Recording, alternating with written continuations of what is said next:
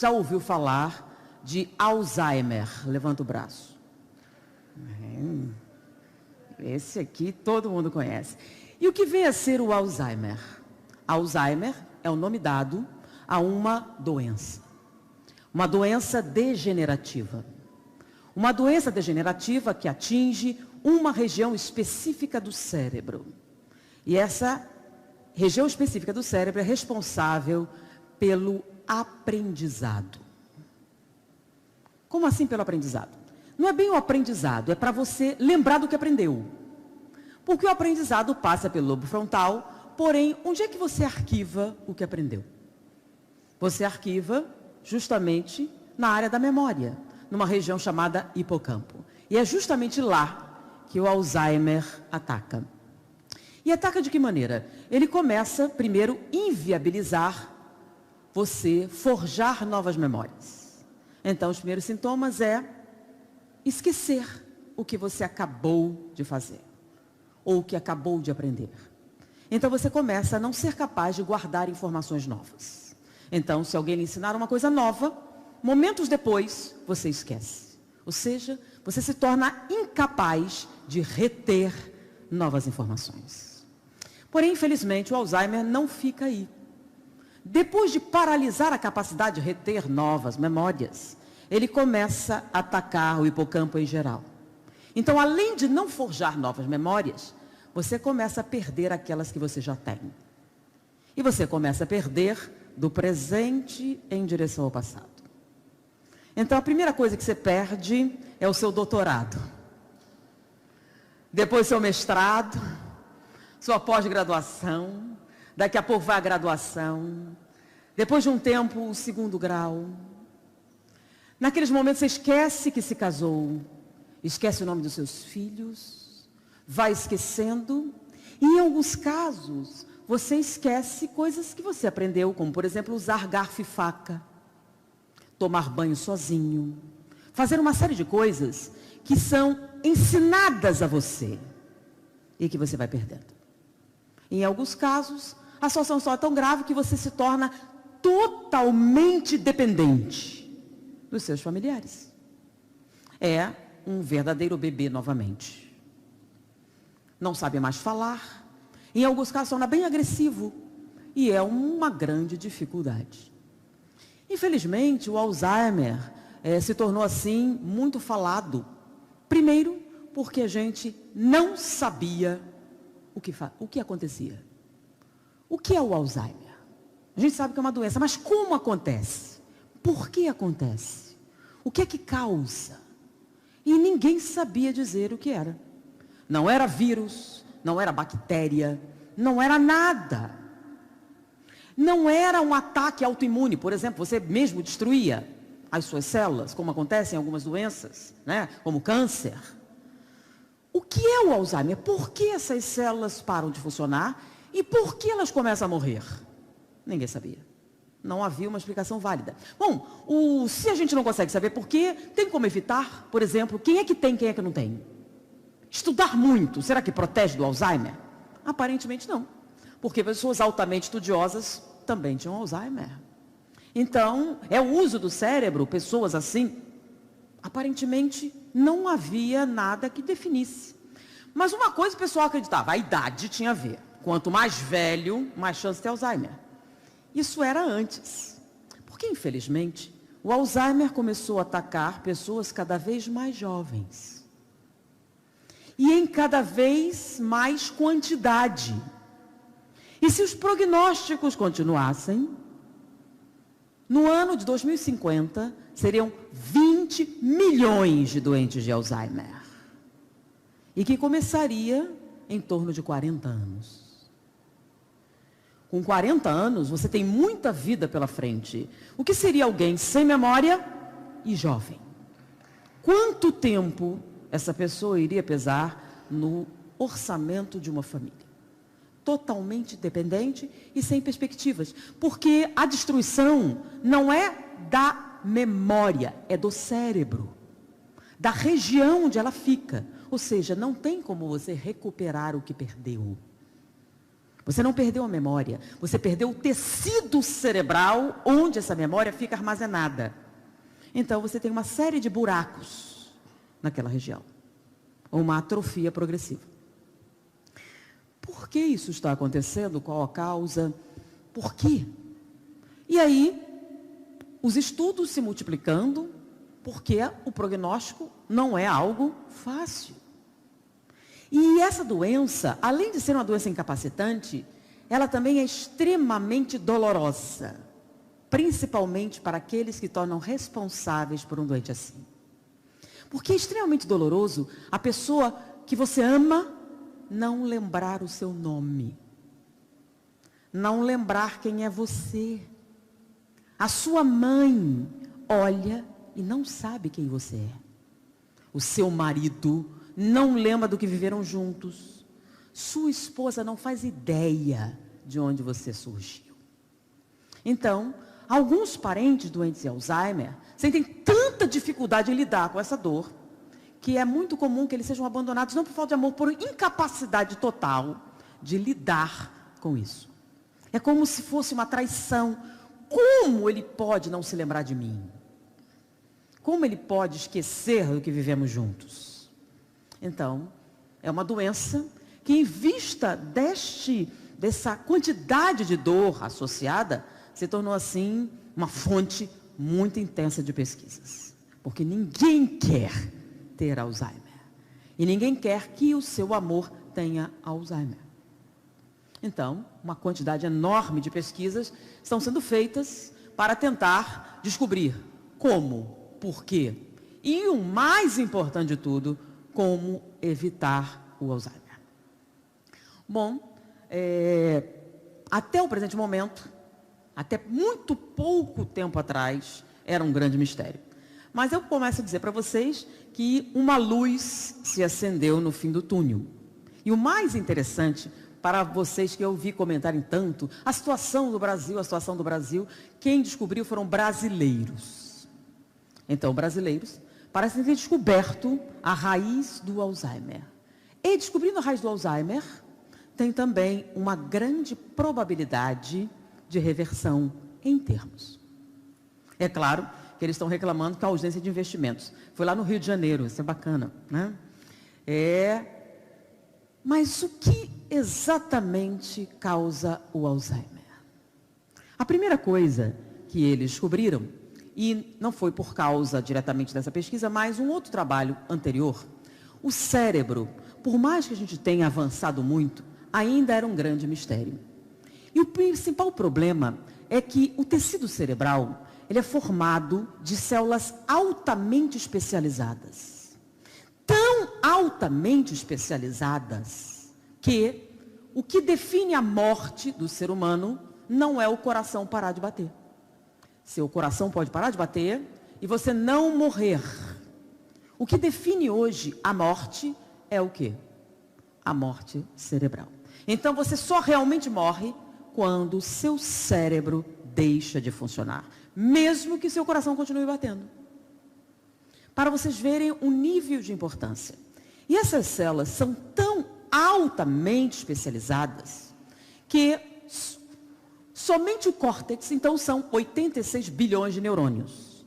O córtex, só o córtex tem 16 bilhões. E elas são tão especiais que esses 16 bilhões consomem 1/4 de todas as calorias do seu corpo. Então, nós temos menos de 10% da massa corporal, consome 1/4 de tudo que você consome, toda a energia do corpo. Então, se você é um homem de 70 quilos, numa dieta de 2.000 calorias, 500 calorias são somente para alimentar o córtex. Ou seja, sem nenhum serviço físico, você, só do seu cérebro funcionar, está consumindo 500 calorias. Então, estamos falando de uma quantidade inenarrável de energia. E isso é um problema, é um grande problema, pelo seguinte, eu agora vou falar um pouquinho de biologia. Aí assim já vem, não é uma conferência espírita? É. E para que serve falar de biologia? Eu vou falar de biologia porque essa biologia faz parte do currículo escolar de hoje. São aquelas aulas que você matou porque não sabia para que servia. servem para entender o espiritismo. É como a célula funciona. O ser humano, não só o ser humano, todas as coisas, quando produzem algum trabalho, esse trabalho vem da queima de energia. Então, nada acontece sem gasto de energia. Já deve ter ouvido falar da lei da conservação, né? Então, tudo se transforma, nada se cria. Então, todo trabalho que você vê está consumindo energia de algum lugar. Nós também. Todo trabalho que nós realizamos mediante o consumo de energia. De onde vem a energia que move o ser humano? Tem gente que vai fazer o Enem, viu? Isso cai na prova. O ser humano é movido a quê? Eu vou dar uma colher de chá, tá? Nós somos movidos à energia solar. Sabiam a energia solar? Viu o pessoal, cara de hispano, mas energia solar. Pensa bem, lembram que vocês aprenderam na escola sobre a fotossíntese? Então a plantinha pega a energia da luz do sol, produz, né, pela fotossíntese, aquelas moléculas energéticas, a vaquinha vai comer a plantinha, você come a vaquinha e toma energia. Mesmo que indiretamente, você está consumindo energia solar. E essa energia é que permite você realizar todos os trabalhos do corpo. Isso é que vocês aprenderam na escola. O tempo foi passando e nós descobrimos uma outra coisa também, tá? Mas isso qualquer pessoa que faz churrasco já sabe, né? Quem aqui já fez churrasco? Levanta o braço. Então, para fazer um bom churrasco, você vai usar carvão e vai queimar, certo? Então, além do churrasco, você vai produzir também sujeira. Muita sujeira. E a sujeira é basicamente o quê? Cinzas. Restos da queima do carvão. Agora, aqueles que fazem churrasco sabem que a sujeira de um churrasco para 2 pessoas é diferente de um churrasco para 100 pessoas, não é? Quanta sujeira estamos falando? Muita. Então, quanto mais você queima, mais cinzas você produz. E, literalmente, todas as suas células queimam combustível para viver. E cada vez que você queima combustível, você produz resíduos. Infelizmente, a gente descobriu a causa do envelhecimento. Não sei se vocês sabem. Uma coisa curiosa, imagine que você tem uma senhora de 70 anos. E essa senhora tem um neto de 15 anos. E o seu neto de 15 anos teve um problema renal muito sério e perdeu os 2 rins. E está fazendo hemodiálise. E descobriram que a sua avó é compatível para um transplante de rim. E a sua avó oferece o rim para que esse jovem possa sobreviver. Então, uma mulher de 70 anos doa o rim para um jovem de 15 anos. E a operação é um sucesso. 15 anos depois, eu vou fazer uma pergunta. O rim que está com o jovem tem 20 anos ou tem 75? É uma pergunta interessante, né? O rim originalmente pertencia a uma senhora de 70. Ela doou para um jovem de 15. 5 anos se passaram. Quantos anos tem o rim?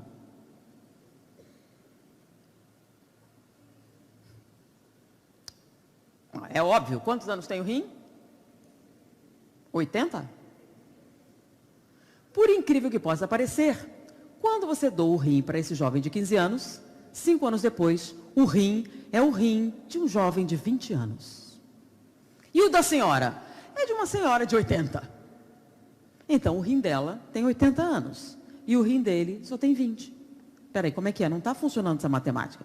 Vou explicar melhor, né? Alguém aqui já criou galinha? Alguém sabe quanto tempo vive uma galinha? Tem ideia? Quanto tempo vive uma galinha? É que o pessoal não tem certeza. Alguns disseram que era 7 anos, outros disseram 10 anos. Vamos lá, vou ficar na média. 8 anos a galinha. Tá? Então, uma galinha tem uma vida média de 8 anos. Um pesquisador retirou o coração dessa galinha, manteve numa solução nutriente, e esse coração bateu por 27 anos. Então a gente descobriu que o coração da galinha é mais durável que a galinha. A galinha morre porque o coração dela envelhece ou a galinha que envelhece o coração? E aí eles descobriram que, na verdade, a causa do envelhecimento não é o tempo de vida, e sim a quantidade de resíduos que a célula acumula. Daí deu origem àquela medicina ortomolecular, né? Os antioxidantes. Então, quanto menos resíduos você retém na célula, mais jovem você fica. É um fato. E você começa a usar os antioxidantes, vitamina C, aquelas coisas todas, para tentar manter a juventude. Se eles conseguirem eliminar o máximo de resíduos, olha que coisa incrível, nós vamos ser capazes de viver 200 anos com um cara de 20, que é o que importa. Mas por que só 200? Porque aí é quanto tempo dura o DNA. Então, a gente vai ter no máximo 200 anos, mas 200 anos com um cara de 20, o que é uma coisa muito agradável. Então, o envelhecimento vem da quantidade de resíduos que você acumula. Então, se nós falamos, as células que queimam mais energia são aquelas que envelheceriam mais rapidamente. Não é verdade? Então, diante disso, quais são as células do corpo que mais consomem energia? Os neurônios. Mas aí que é o problema. Neurônio não envelhece. Tudo seu envelhece, menos os neurônios. Como assim não envelhece? As pessoas falam assim, mas espera aí, envelhece sim. Porque o cérebro de uma pessoa de 17 não é a mesma coisa que uma pessoa de 70, é? A memória de alguém de 15 é melhor do que alguém de 70? Infelizmente não. O que os cientistas descobriram é que a capacidade de aprender de alguém de 70 anos é melhor do que alguém de 15. Bem melhor, na verdade, né? A capacidade em termos bioquímicos é a mesma. Porém, o rendimento de alguém de 70 é superior. Por quê? Porque tem mais ligações entre os neurônios. Vou explicar melhor, né? Eu sei que você não está acreditando. Com 40 a memória começou a falhar. Tem gente que tem tanta fé que isso é verdade, que quando faz 40 começa a esquecer as coisas. Mas isso é um fator psicológico, não é neurológico. Neurologicamente, eles perceberam que a capacidade do neurônio é exatamente a mesma. Sendo que quanto mais idade, mais ligações você tem, mais rapidamente você processaria isso. Mas peraí, você pode até falar, mas na realidade não é. Tem certeza que não é? Vamos fazer um pequeno teste, né? Imagine que você vai numa loja comprar um computador. E você chega lá, eu quero um computador top de linha. O melhor, o the best. Aí o cara vai vender para você um Pentium i7. Olha, isso aí eu ouvi falar, tá? Não sei detalhes. Um Pentium i7 com trocentos gigabytes de memória, mais isso, mais aquilo outro, e é o melhor. E aí ele vai mostrar para você, vai demonstrar o computador. Então, olha, por exemplo, esse computador é tão bom que você pode abrir 54 programas ao mesmo tempo, e ele funciona com uma beleza, ele mostra para você, e você fica entusiasmado e compra o computador, leva para casa. Seu marido chega em casa, você vai mostrar, olha que eu comprei um computador, ele é maravilhoso, aí liga lá um negócio, e vai passar um filme e o negócio demora. Começa a demorar para carregar. E aí ele olha para você, te enganaram. E você fica zangada. E liga para o vendedor, vem cá, você me enganou. Eu comprei, paguei um dinheirão, quando cheguei aqui fui ver um negócio e não funcionou. Ficou devagar. O do meu filho, que é um celeirão vagaba antigão, faz mais rápido. Aí o vendedor assim, a senhora experimentou fechar os 54 programas que abriu? Vocês que têm celular, né? Vocês notam que se você tiver trocentos programas abertos ao mesmo tempo, o que acontece com a bateria? Experimentou fechar todos eles? Então vamos fazer essa analogia com o cérebro, né? Você tem 15 anos de idade e está na aula de matemática para aprender a equação do segundo grau. O que você tem na cabeça? Nada. Nadinha. Você sentou ali para aprender a equação do segundo grau.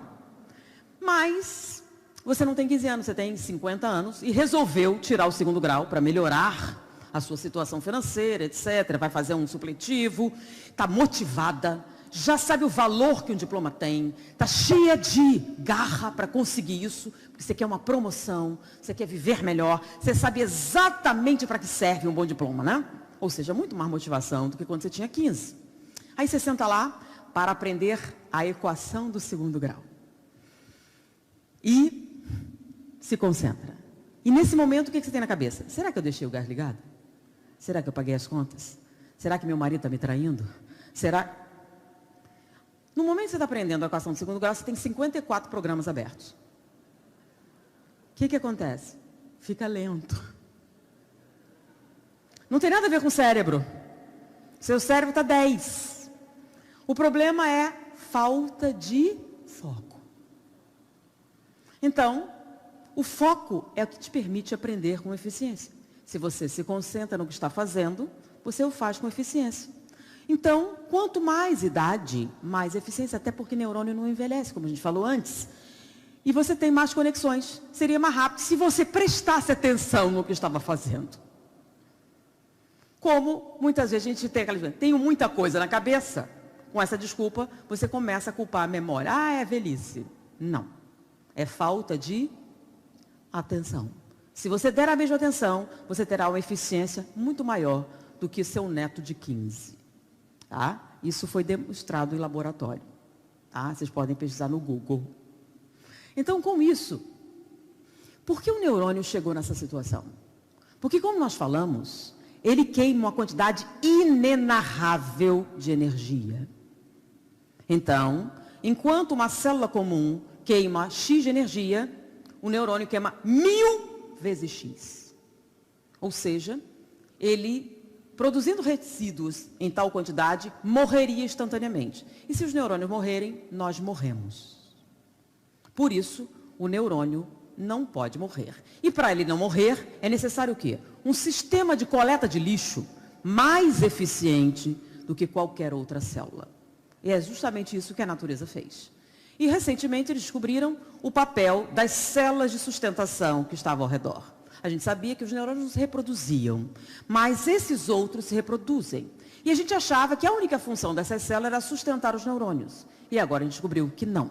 Os astrócitos têm como função recolher todo o lixo produzido pelos neurônios, escoá-lo através do líquido e linfa e eliminar, para que os neurônios possam sobreviver. Bom, e é justamente aí que a gente conseguiu descobrir a questão do Alzheimer. No momento em que descobriram a função dos astrócitos e dos tecidos ao redor dos neurônios, eles descobriram uma diferença entre os doentes de Alzheimer e as pessoas que não têm Alzheimer. A primeira coisa que eles notaram, um grupo de pesquisadores conseguiu uma técnica para preservar os neurônios após a morte e poder estudar a estrutura. E eles perceberam que os doentes de Alzheimer tinham astrócitos menores. Quanto mais avançada a doença, mais reduzido era o tamanho dos astrócitos. Bom, logo os astrócitos devem ter alguma coisa a ver. E descobriram que sim. Os astrócitos produzem uma substância. E essa substância é essencial para manter a plasticidade dos neurônios. Mas peraí, o que isso tem a ver com o espiritismo? Paciência é uma virtude, vamos chegar lá. Os astrócitos sustentam os neurônios porque eles tiram o lixo, que é em grande quantidade.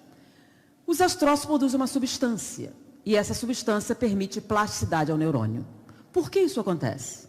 É o seguinte, quando o lixo se torna excessivo, além da capacidade dos astrócitos, lembrem-se, os neurônios não podem acumular esse lixo, senão vão morrer.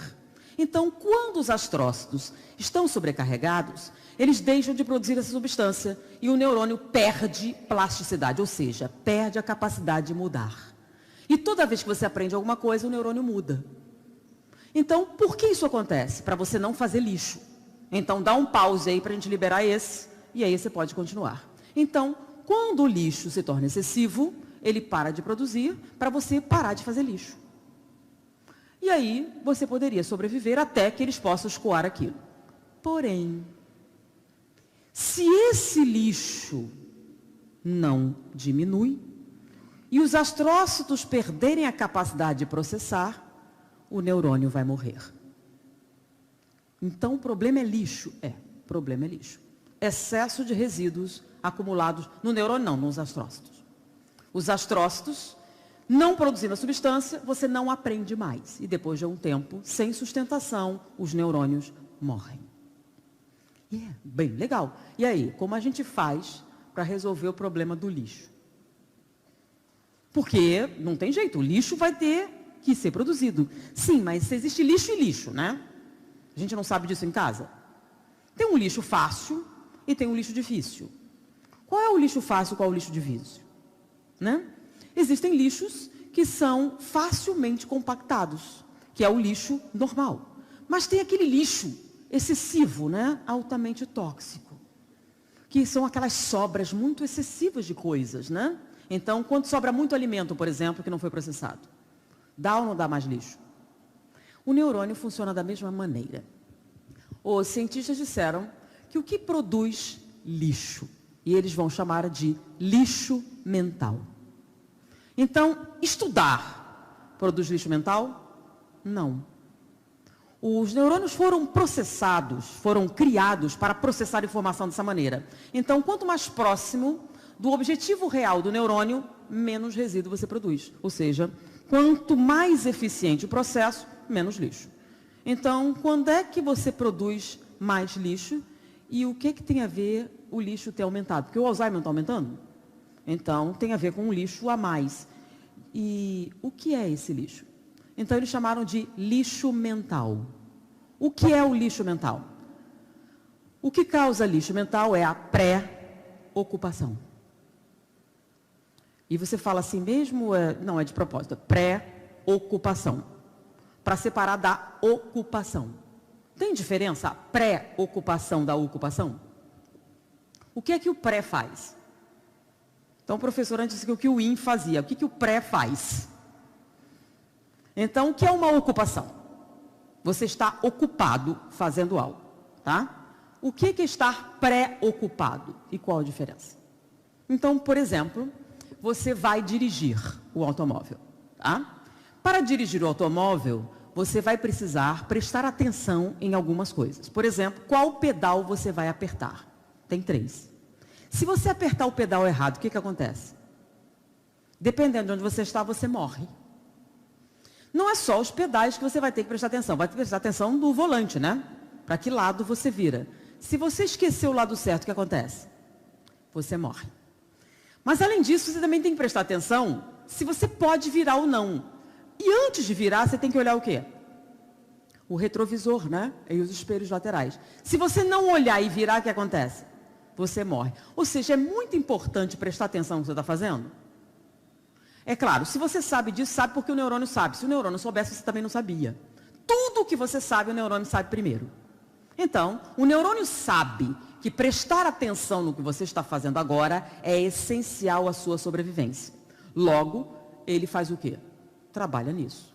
E como isso é essencial à sua sobrevivência, ele dá toda a atenção devida a esse processo essencial. Ou seja, é um processo que produz o mínimo de lixo. Você está ocupado mantendo sua integridade física. Mas ao mesmo tempo que você está dirigindo, no meio de um trânsito bastante difícil, como estava o de ontem, você pensa que um meteoro pode cair sobre a Terra. E a vida inteira pode se acabar em alguns instantes. Isso pode acontecer? Seria terrível, não seria, se toda a vida se acabasse em um instante? É uma pré-ocupação. Por quê? Você pode evitar que isso aconteça? Não. Você pode se preparar para o meteoro? Não. Tem algo que você possa fazer? Não. Qual o nome disso? Lixo mental. Espera aí, não entendi bem. É o seguinte, ocupação é tudo que você está realmente fazendo. E o que é uma pré-ocupação? É quando você ocupa o cérebro com algo absolutamente inútil. Como, por exemplo, a minha vizinha está no 3º casamento. 4 filhos! Você viu o negócio? Olha que absurdo. Como pode uma mulher casar tanta vez com esse mundo de filhos? Eu pergunto, o que você tem a ver com isso? O que você pode fazer para evitar que ela se case novamente? Você vai educar os filhos dela? Não. Qual o nome disso? Lixo mental. Porque olha só, se você pensar na sua vida, né? Você está satisfeito com as coisas como estão? Não, estou muito preocupada com a minha saúde. É mesmo? Por que você não se ocupa da sua saúde? Por exemplo, faz alguma coisa, exercícios. Por que você não vai ao médico para resolver seu problema? Por que você não faz... Eu estou muito preocupada com o meu casamento. Ok, por que você não se ocupa do seu casamento? Vamos lá, qual é o problema que ele tem? Não, mas, sim, mas preocupação é o quê? É pensar em algo que você não está fazendo, nem vai fazer. E muitas vezes, será que ele está me traindo? Será? Lembra os 54 programas? Será que isso faz? Será que... Por que você não contrata logo um detetive e fica sabendo? Há mais. Eu fico muito pré. E você está ocupado em que exatamente? Não, mas não é tudo assim como você está falando. Tem, por exemplo, as crianças da Bósnia. Eu recebi um vídeo sobre as crianças da Bósnia. Elas estão sofrendo, estão passando fome. Eu fiquei tão sensibilizada com o sofrimento delas que eu mandei o vídeo para várias pessoas. E todos nós sofremos muito com as crianças da Bósnia. E você ficou muito preocupada com o que está acontecendo com elas. E por que você não se ocupa? Por exemplo, faz um abaixo-assinado, recolhe dinheiro e manda para as crianças da Bósnia. Por que você não vai lá e adota uma criança da Bósnia? Por que você não faz... Você fez isso? Não, né? Você só está o quê? Preocupada com as crianças na Bósnia. Você está preocupada com a sua saúde. Você está preocupada com o seu casamento. Você está preocupando o seu cérebro à beça e produzindo uma quantidade inenarrável de lixo mental. E como a gente está se ocupando cada vez menos, porque com tanta preocupação sobra tempo para você se ocupar com a sua própria vida. Porque uma coisa interessante que vou falar para vocês é um pensamento de Santo Agostinho fantástico. Eu repeti, anotei e olhei por ele muito tempo meditando para ver se ele entrava e se fixava. E o pensamento dele é extraordinário. As pessoas não são o que parecem. As pessoas não são o que deveriam ser. As pessoas não são o que gostaríamos que fossem. As pessoas são exatamente como são. E não há nada que você possa fazer a respeito. Se você não aceitar essa simples verdade, você nunca será feliz. Porque a única mudança que você pode fazer é onde? Em si mesmo. Por isso, que toda vez que você trabalha na sua vida, o nome disso não é preocupação, é ocupação. E toda vez que você se preocupa com a vida alheia, não preciso explicar o que acontece. Você produz lixo mental. Então a pergunta é, você está ocupada? Qual o tempo da sua vida em que você está ocupada? Calcula bem e vê. Será que eu vou ter Alzheimer? Ou não? Onde eu estou ocupando a minha atividade mental? É lixo ou não? É por isso que está aumentando. E muito. Mas espera aí, isso é uma coisa bem novinha, bem nova. Mas a primeira vez que eu ouvi a palavra lixo mental, me veio à mente um texto de André Luiz. No livro No Mundo Maior, né? A Casa Mental. Especificamente a usina do pensamento. Onde André Luiz estava com o mentor espiritual analisando um processo obsessivo.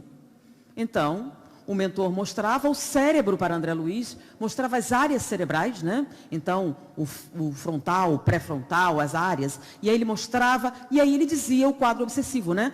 Você tem um acoplamento muito grande entre essas mentes.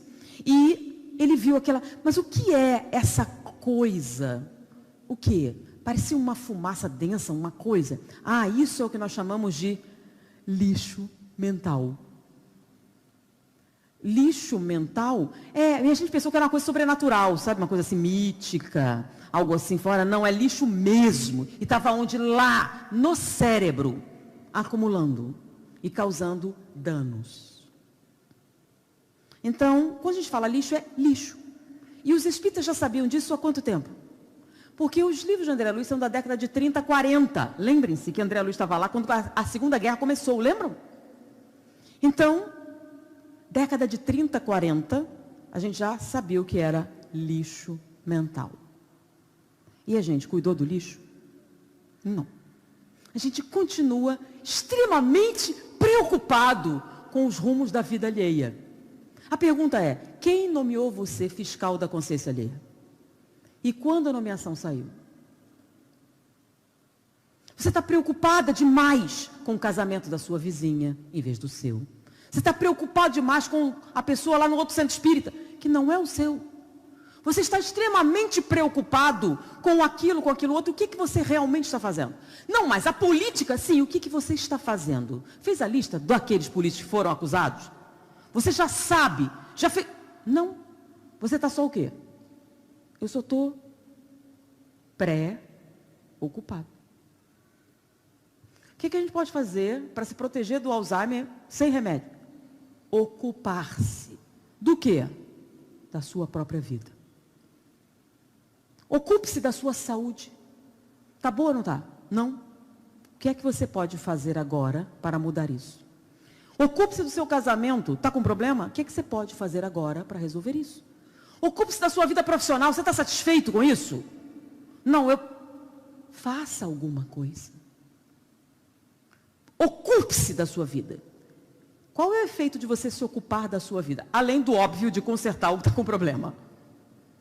Qual o resultado de você se ocupar da sua vida? Saúde.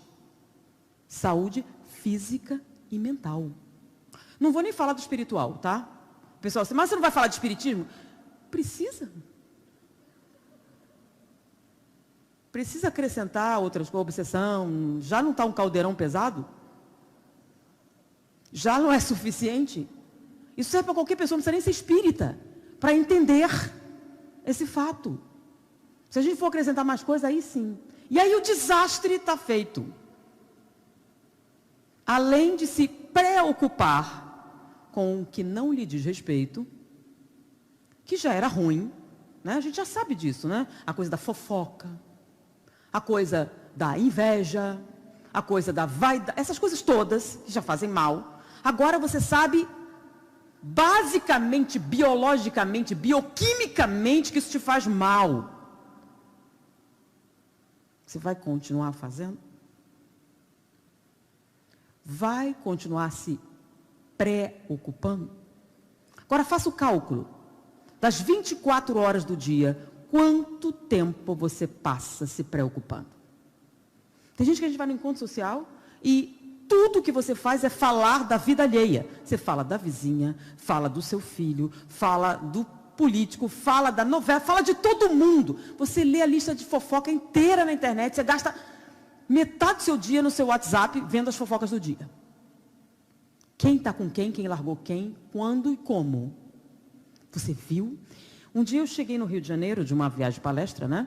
E o aeroporto até minha casa tem uma certa distância. Mas eu levei 4 horas de relógio para sair da Ilha do Governador. Por quê? Foi um acidente? Foi alguma coisa, uma destruição? Não. É que na saída da ilha, mataram algumas pessoas na calçada. E o engarrafamento era todo mundo passando bem devagar para ver os corpos. Não tinha obstrução, não tinha nada. O povo queria ver os corpos. Para quê? Por que você precisa ver os corpos? Você viu o acidente? Você viu o negócio? Você olhou mesmo? Foi pessoalmente ou não? Como é que estavam? Foi muita destruição, né? Ah, você viu o flagrante que fulano deu, não sei o que. Como é que foi? Você viu? Tem um filme na internet. Você ficou sabendo da Fabiola, né? Porque ela é a época. Então, todo mundo comentava sobre a Fabiola. E o que é que você tem a ver? É da sua família? Não. Por que você está comentando? Por que você está se preocupando com isso? E agora com a internet, você pode se preocupar com o mundo inteiro da poltrona da sua casa.